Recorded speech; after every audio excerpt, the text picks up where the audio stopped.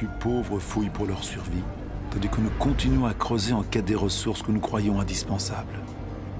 Nous cherchons de plus en plus loin, dans des territoires jusqu'ici épargnés et dans des gisements de plus en plus difficiles à exploiter.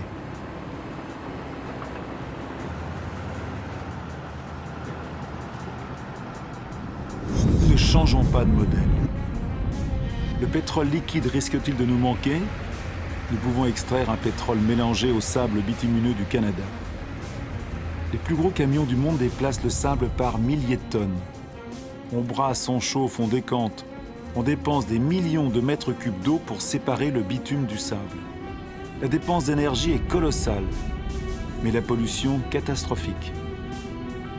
Rien ne semble plus urgent que de vider toutes les poches de soleil. Nos pétroliers sont de plus en plus grands. Notre demande en énergie augmente sans cesse. Nous voulons alimenter notre croissance comme un four sans fond, exigeant toujours plus de combustible. C'est une histoire de carbone. Ce carbone qui faisait de notre atmosphère une fournaise, que la nature avait capté pendant des millions d'années, permettant à la vie de se développer, nous en rejetons une grande partie en quelques décennies. L'atmosphère chauffe. L'image de ce bateau à cet endroit était impossible voilà quelques années à peine.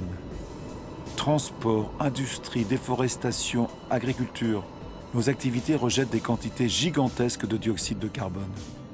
Sans nous en rendre compte le moins du monde, molécule par molécule, nous avons bouleversé l'équilibre climatique de la Terre. Tous nos regards sont tournés vers les pôles. Nulle part ailleurs on ne voit mieux le changement climatique tant annoncé se réaliser. Il va vite, très vite. Le passage du nord-ouest qui relie à travers le pôle, l'Amérique, l'Europe et l'Asie se libère. La glace de la banquise arctique fond. Sous l'effet du réchauffement, la banquise a perdu 40% de son épaisseur en 40 ans.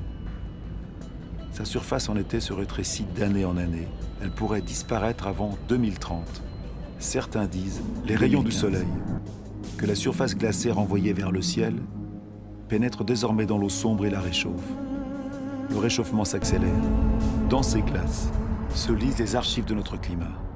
Jamais la concentration en dioxyde de carbone n'a été si élevée depuis plusieurs centaines de milliers d'années. L'homme n'a jamais connu pareille atmosphère. Notre exploitation démesurée des ressources menace-t-elle la vie des espèces? Le changement climatique accélère la menace. Avant 2050, le quart de toutes les espèces vivant sur Terre pourraient être menacées de disparition. Dans ces régions polaires, l'équilibre de la biodiversité est déjà bouleversé. Autour du pôle Nord, la banquise a perdu 30% de sa surface en 30 ans.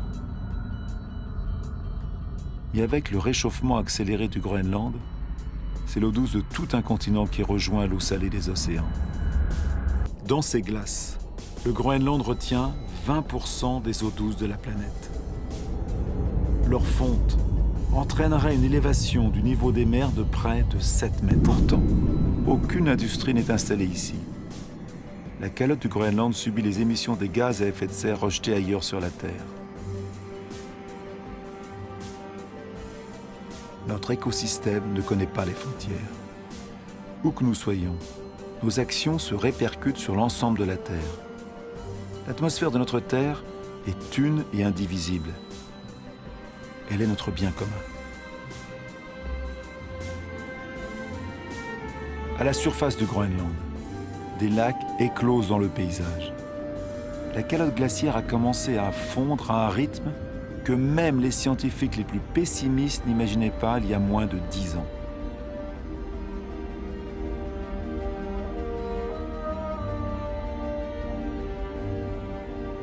Les baies d'Yerres, ces rivières glaciaires, se multiplient, se rejoignent et crèvent la surface. On pensait que l'eau gèlerait dans l'épaisseur de la calotte.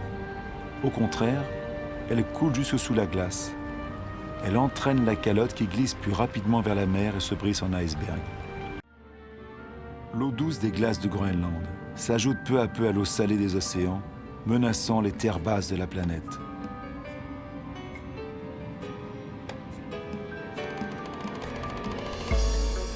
le niveau des mers monte. La dilatation des eaux sous l'effet de la chaleur a provoqué au cours du seul XXe siècle une hausse de 20 cm. Tout se dérègle. Les coraux, par exemple, sont extrêmement sensibles au moindre changement de la température des eaux. 30% ont déjà disparu. Ils sont un maillon essentiel dans la chaîne continue des espèces.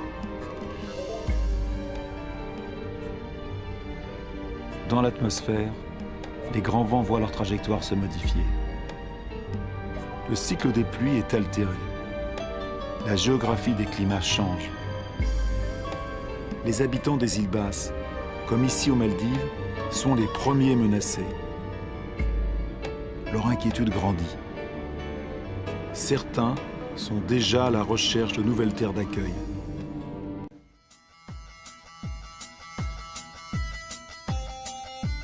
Très brillant. Extrêmement intimidant.